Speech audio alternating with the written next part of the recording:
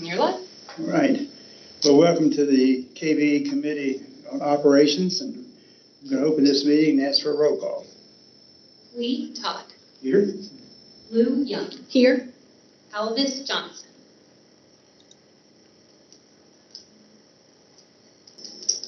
Jay's You're on on. mute. All right. Well, welcome to the KBE Committee. was on mute.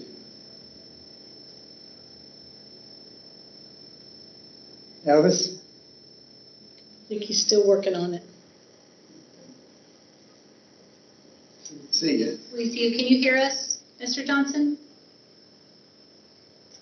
I can hear you, yes. Oh, There you perfect. are. Wonderful. Cody Polly Johnson. Alvis?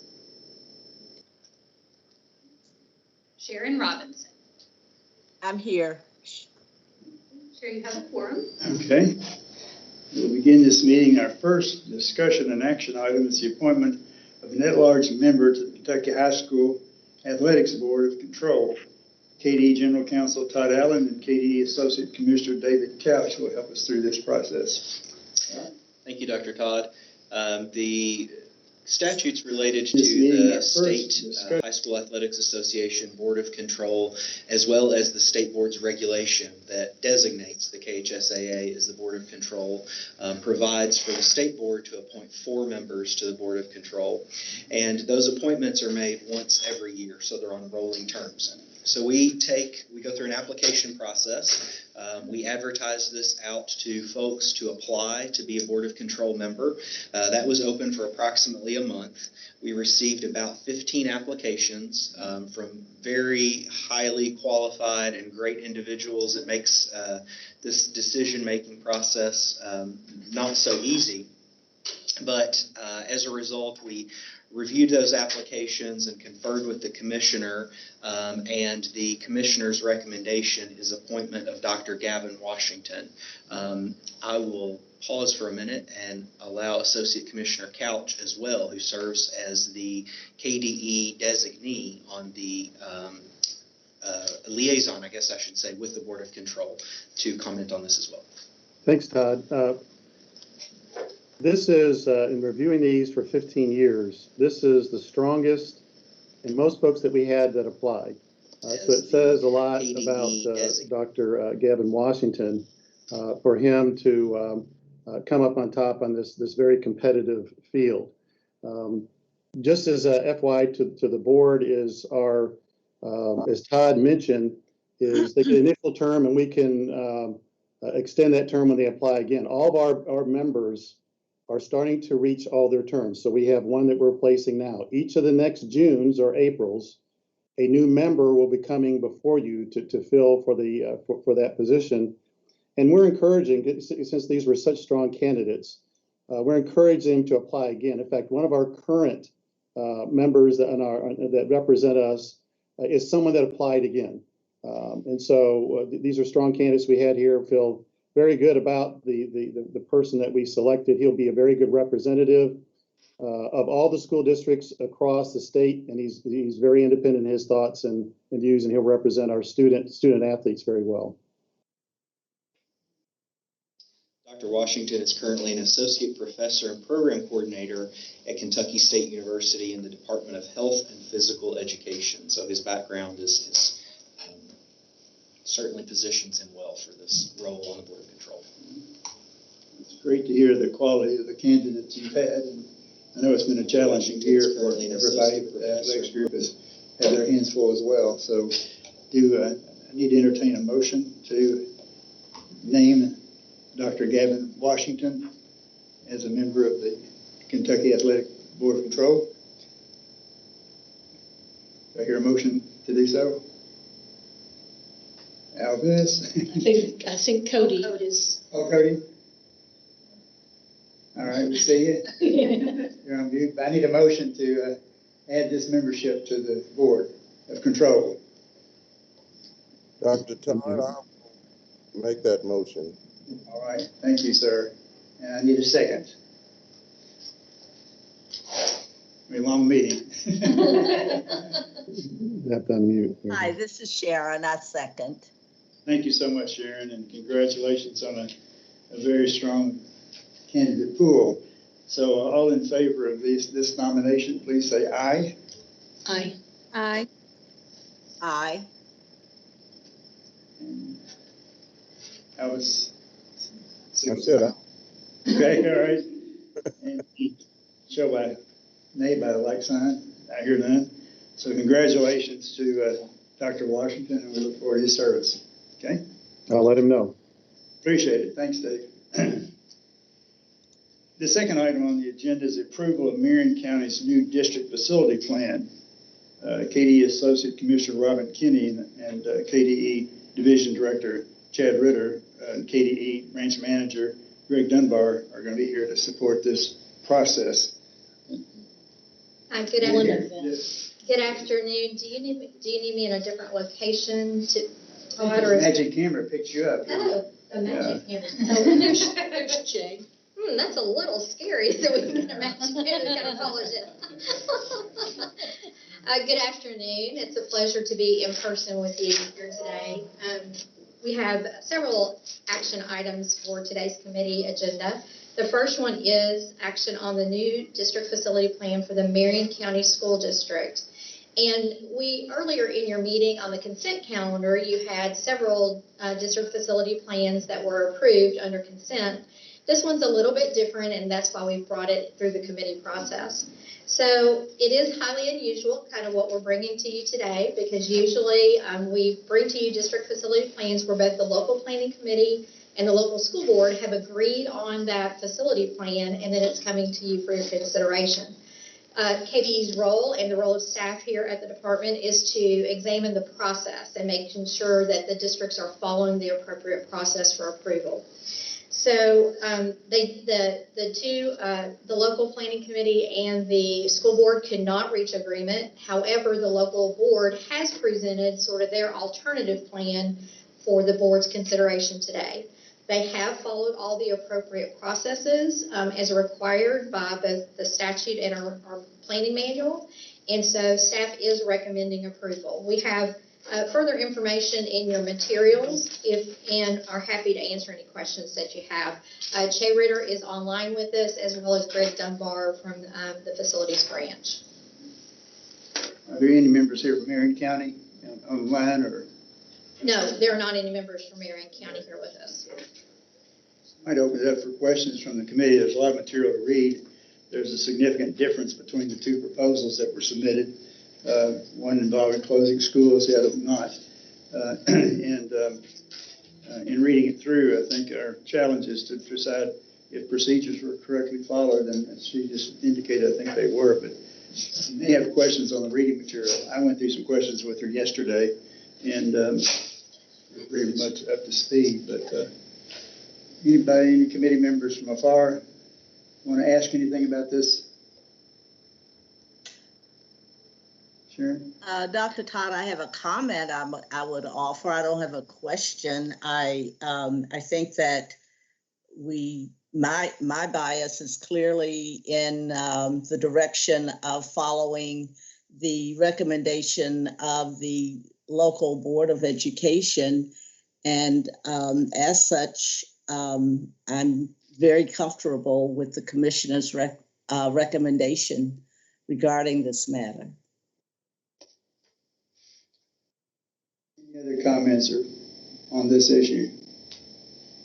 It is a unique situation, and I know that in communities where you have schools that are in question, it's got to be one that, this has been back and forth a few times between the two boards. I think they've been trying for about 30 months to reach a resolution, so it has been back and forth between both the local planning committee and the local school board.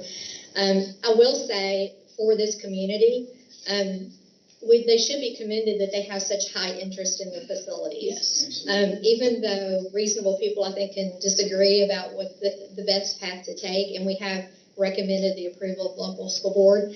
In many cases, we don't have that level of interest in facilities, and districts struggle to get membership for their local planning committee. So I think overall the community is to be applauded that they have such a strong level of interest and such passion for what's going on in their community. You saw that in the minutes of one of the meetings that they held. You had people speaking from both sides, and so it is important. Do you have any questions on this one? No, I don't, and I concur with Dr. Robinson's assessment and would also agree with the commendation that Associate Commissioner Kinney offered in that when the community gets disengaged in the process, it's always a good thing, despite the fact that there's conflict along the way. But the school board members are elected to represent the interests across the community, and it appears, based on Che and Robin's assessment, that the processes were appropriately followed. So I agree with the recommendation. It's recommended that the district facility plan number 4A, developed by the Marion County Board of Education and adopted by the Marion County Board of Education, advance to the next stage of the district facility planning process. It's recommended to us to make the decision. At this point, I'll just ask for a vote of all those in favor of accepting this recommendation for the district plan number 4A. Oh, I need a motion first. Okay. Yeah. We This is Sharon. I will offer the motion that we approve the recommendation to offered by the commissioner, that we accept the Marion County Board of Education plan, which meets all the requirements of the facility planning process. Second. This is Cody. I'll second. Okay, you got a second. Yield to Cody. All right, Cody, thank you. Call for a vote. Any other questions? If not, all those in favor of aye of this motion, please indicate by saying aye. Aye. Got it? Aye. And we do want to commend the community and wish them the best as they go through this process, because it's an extremely important process for that community, and they seem to be vitally interested in it. Thank you very much. The next item on our agenda is to approve the request from the Johnson County School District to waive the site improvement cost limitation of 10% of the total budget as set forth in 702 KAR 4050. KDE Division Director Chad Ritter and KDE Branch Manager Greg Dunbar will be leading through some of this discussion. Okay? And we you, do Dr. have Todd. Superintendent Cochran. Oh, okay, good. Yeah. Would we take comments, Superintendent Cochran? Would that be appropriate this time? Thank you, Dr. Todd, and thank you to all the committee for allowing us to be here today. I have with me Director of District Operations, Tim Adams, and my board chair, Bob Hutchinson. So we again just want to thank you for considering this item. I do want to thank Associate Commissioner Kinney, Jay Ritter, and Greg Dunbar. We have all worked, they've worked a great deal side by side with us and helped us through this process to get to this point. So we are trying to secure a piece of property for a future high school that is much needed for our kids in our district.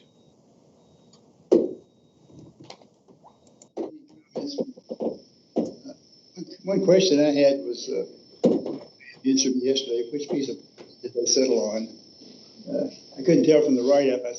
I couldn't put together the site acquisition and site development costs with the final proposal. The numbers didn't seem to match up. So what is the site that was chosen? And also on the engineering drawings, I didn't see in the caption a description of exactly which piece of property it was. It is the short property, the one that sits up behind the Walmart in the middle of town.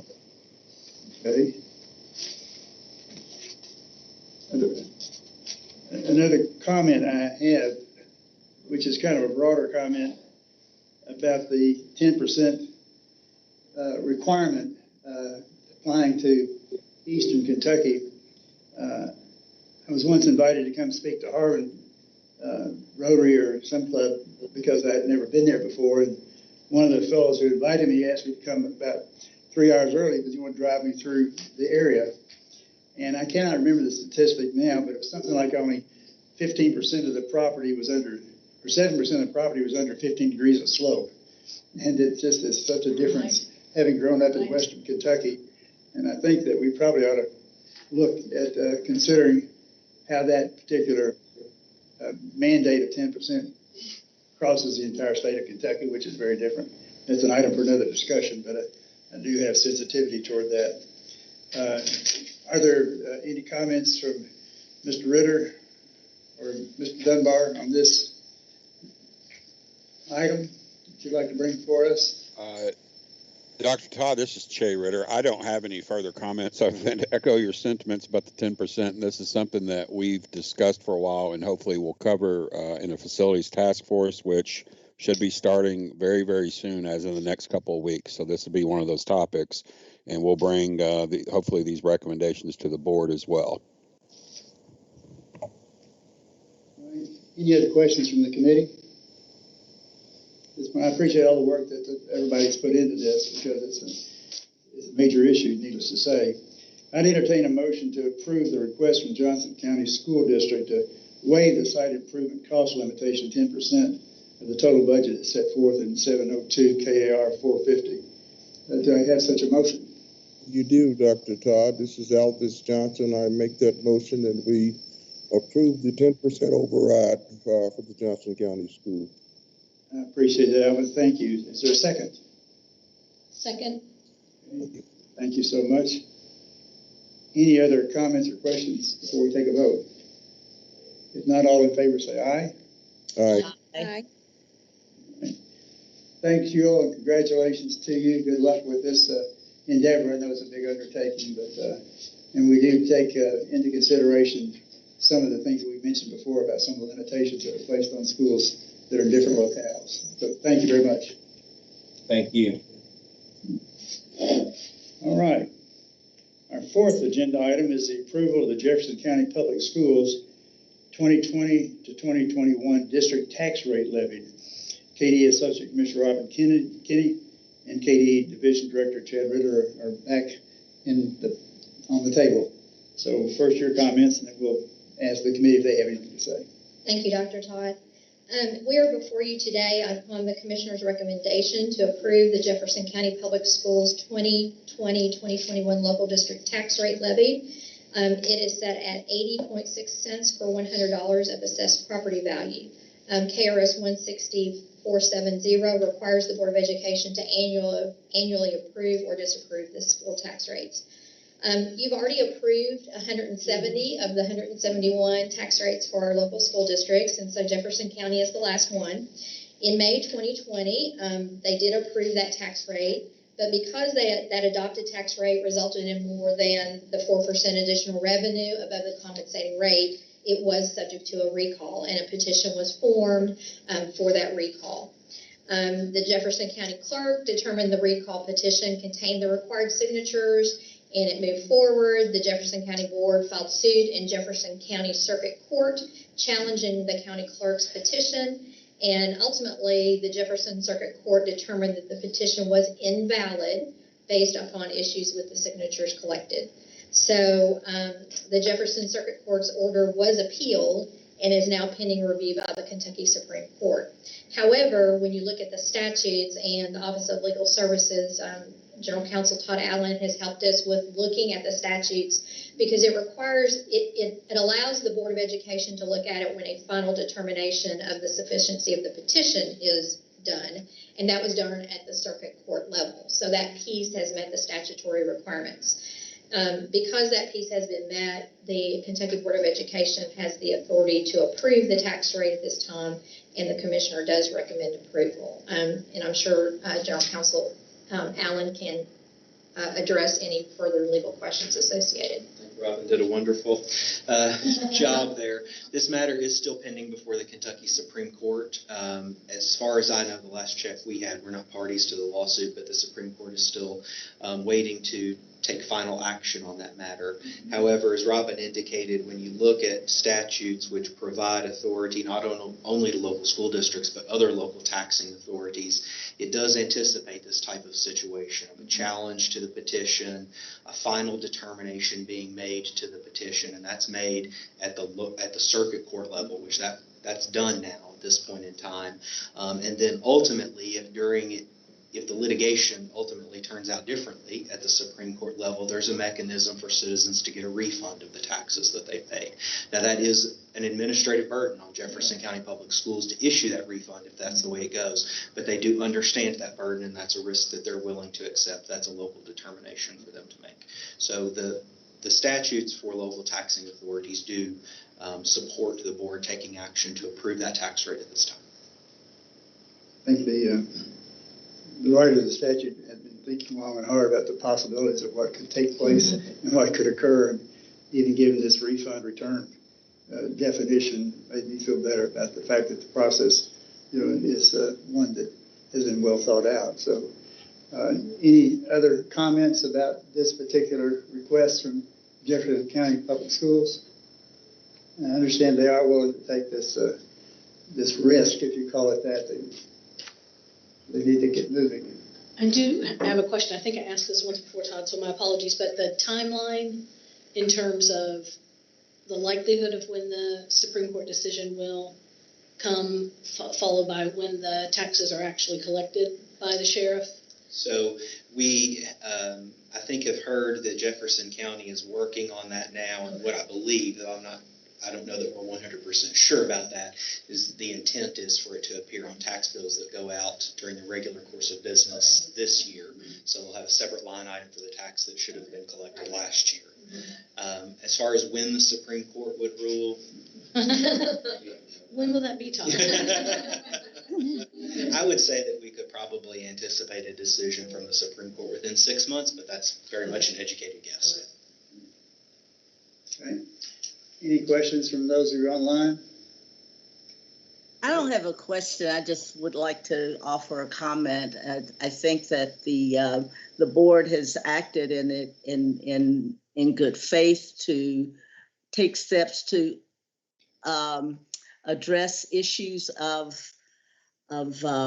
equity and the long delayed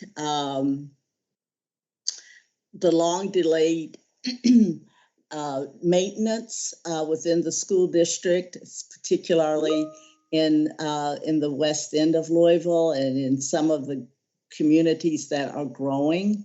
And it is an essential part of their plan to meet some of the requirements of them laid out in their action plan after following the KBE audit. And so I believe that we should support the board and adopt and approve the recommendation that we approve the tax rate that the board has set consistent with state law. I so move. I need a second. I'll second that motion, Dr. Todd.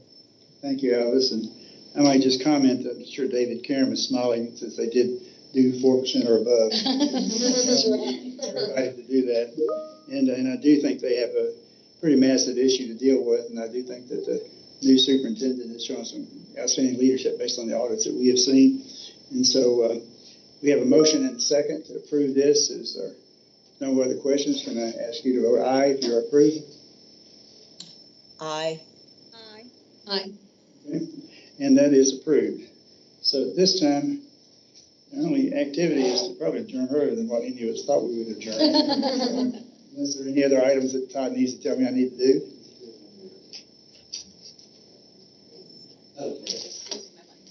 No, you're good to go. Sorry. I guess I need a motion for. I was like, Motion and a second to adjourn. Do I hear such a motion and second?